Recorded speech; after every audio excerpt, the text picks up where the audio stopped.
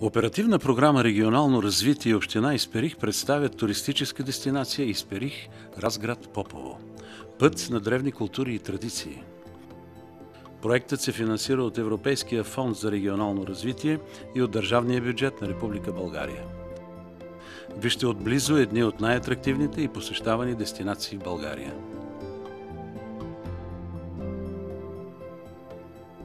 Маршрутът ни започва от град Исперих и историко-археологически резерват с Боряново. Той е уникален комплекс, състоящ се от селища, светилища и некрополи, очертаващи облика на един внушителен религиозен и политически център на гетските племена. Създаден през 1988 година, резерватът е един от редките щастливи примери за хармонично съществуване на археологически паметници и една сравнително малко променена от човека природа.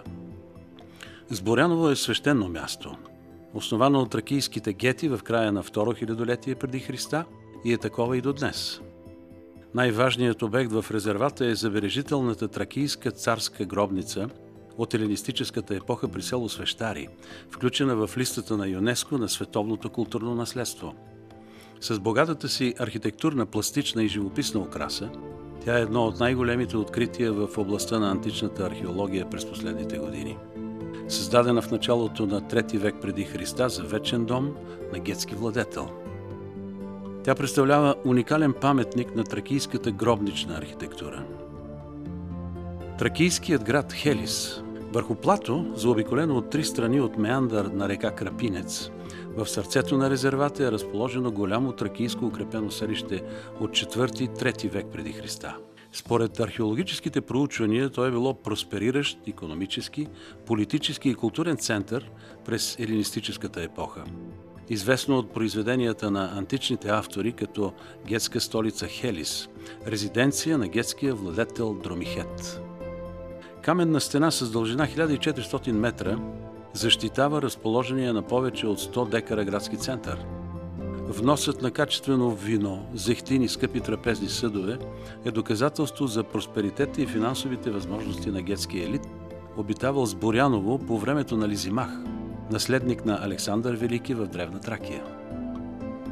Камендрит е светилище от раннокаменната епоха, построено от тракийското племе гети, за да принасят жертви на Бога Слънце. Основано в зората на Железния век, светилището просъществувало около 7 века. Пътят ни отвежда към едно магическо място – Демир Баба Теке.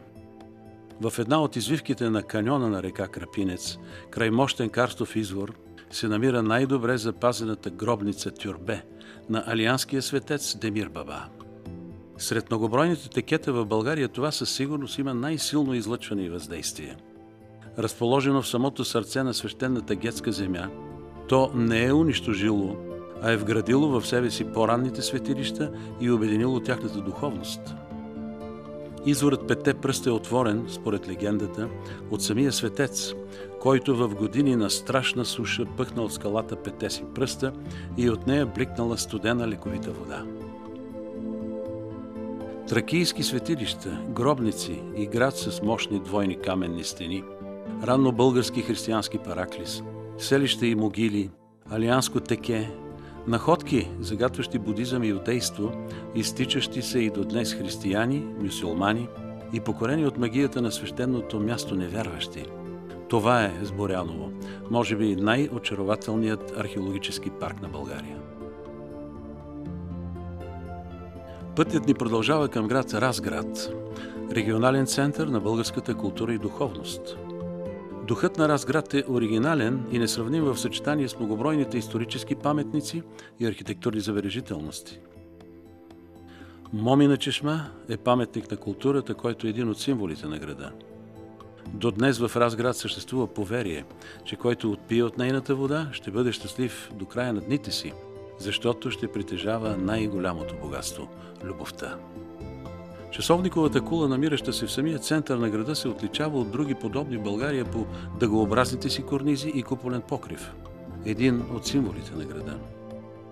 Археологическият резерват Абритус, който се намира на 2 км източно от центъра на града, обхваща площ около 1000 декара, включващ селищна могила от 5-4 век преди Христа, римски военен лагер, няколко селища и късно античния град Абритус, в околностите на който през 251 година в битката с готите загива римският император Траян Деций. Градът Абритус е един от най-добре проучените и експонирани градове в България. В античния град са открити значителен брой находки. Сред тях е и най-голямото в България късно антично златно монетно съкровище от 835 солиди от 5 век. В регионалния исторически музей се съхраняват около 70 000 експоната, между които уникалната статуетка на Златен Пегас от 4 век преди Христа, богата колекция от идолна пластика, зооморфни и антропоморфни съдове, калъпи за царски инсигнии, бронзови, мраморни релефи и богата нумизматична колекция от златни, сребърни и бронзови монети. По своите размери джамията Ибрахим Паша е внушителна културна ценност с национално значение. Втора по големина на Балканския полуостров. Строена е през 16 век. Има местно поверие, че фасадата и минарето на джамията, която е по-старата част, е строена от великия архитект на Османската империя Синан или поне от неговите ученици. Храмът Свети Николай Чудотворец е изграден през 1860 година с дарени от местните жители. Църквата е една от най-представителните в България от средата на 19 век. Квартал Вароша е оригинален архитектурен ансамбъл, носещ духа и атмосферата на Възраждането. Тук са концентрирани множество музеи и културни средища, съхранили духа на стария Разград. Не пропускайте да посетите възрожденските къщи музеи на Станка и Никола Икономови, родната къща на композитора Димитър Ненов и на родоначалника на музейното дело в Разград Анание Явашов. На територията на община Попово ни очаква късноримската крепост Ковачевско кале.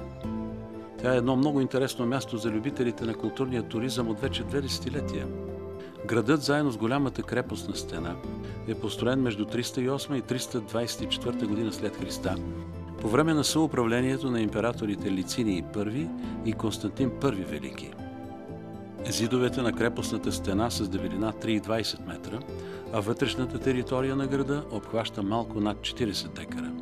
При крепостта функционира новоизграден посетителски център, в който може да се види макет и мултимедийно представяне на обекта.